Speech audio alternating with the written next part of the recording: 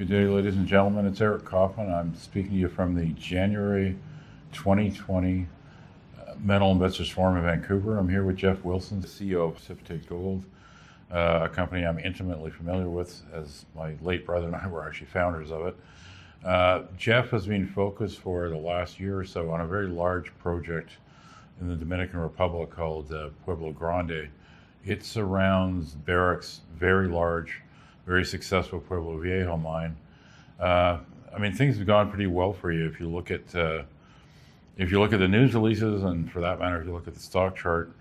You've basically been hitting the milestones for the last year. Where have you come from, and where are you now, say, over the last year? Yeah, it was a fairly big pivot back when we elected to go after this asset to a different part of the country, and an asset that required a fair bit of work to get negotiated and get the deal done.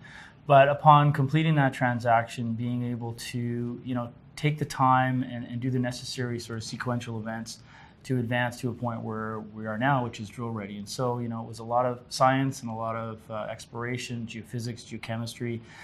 We did a lot of that through the summer months, and it was fairly quiet and a little bit limited on news flow at that time. But on the back of that allowed us to generate, some fairly significant drill targets, and we were sort of evidencing that coming out of the summer. We followed that up with the receipt of drill permits, which has been, sort of a hot talking point in the DR, related to permitting in the last couple of years.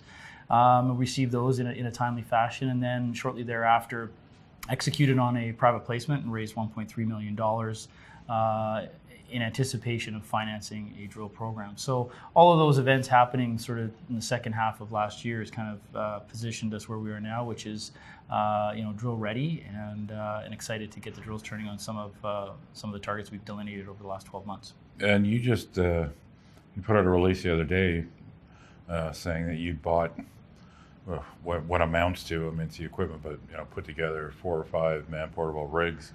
I know those are the same rigs you've used for years. They're also the same rigs that GoldQuest uses, or pretty much anybody else in DR.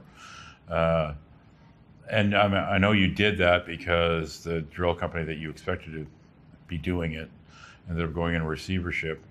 Having been around PRG long enough and the DR and knowing how things work, the truth of the matter is buying these drills is probably the smartest move Jeff could have made, because really the other alternatives would not have been faster. Setting up a Dominican company, getting drills into the country, getting through customs, setting up the VAT, all that stuff, it takes a long time.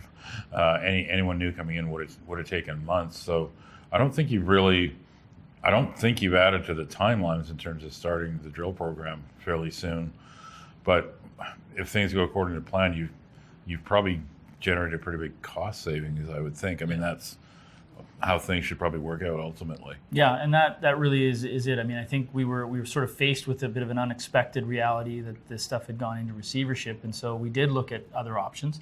Other in-country equipment was tied up for months, and in the end would have been much more expensive than we were expecting. As you say, bringing something in would have been tedious and time-consuming and also expensive. And then you're also dealing with drillers who are coming into the country for the first time and sort of figuring things out while you're on the clock, which is never an efficient use of funds.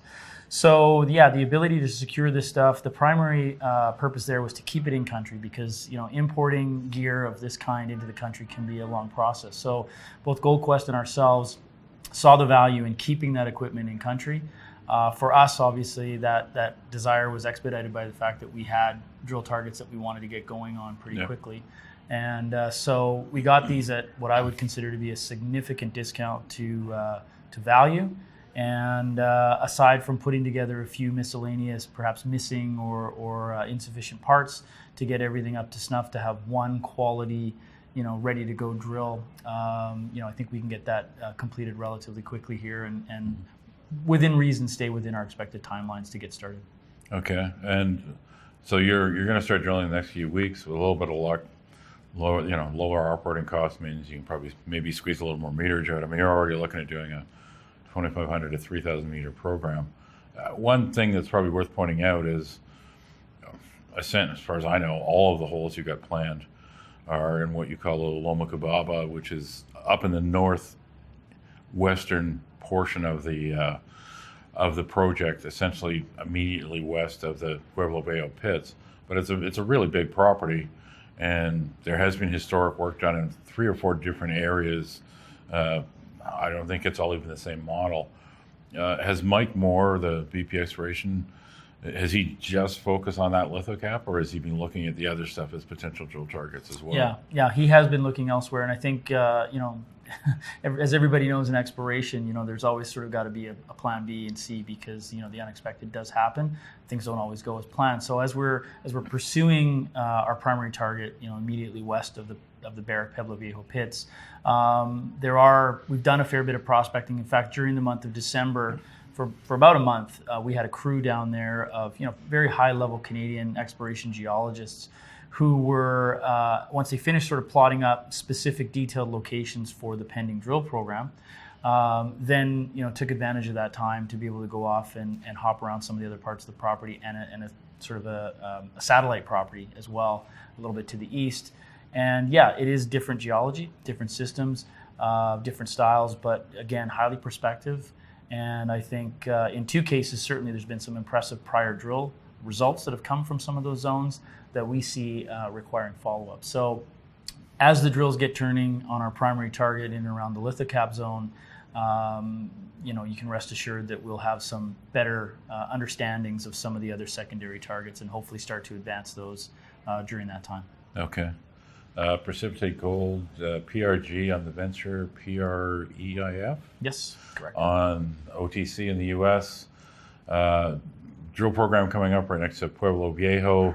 It's starting to get a fair amount of attention. I mean, people recognize, this is early stage stuff, high risk, high reward, the type of thing where if they pull a good drill hole, they're going to get a great deal of market attention very, very fast. So if you like early stage, high impact, high risk drill plays, PRG is a great choice. Thanks for coming by, Jeff. My pleasure. Thanks for having me.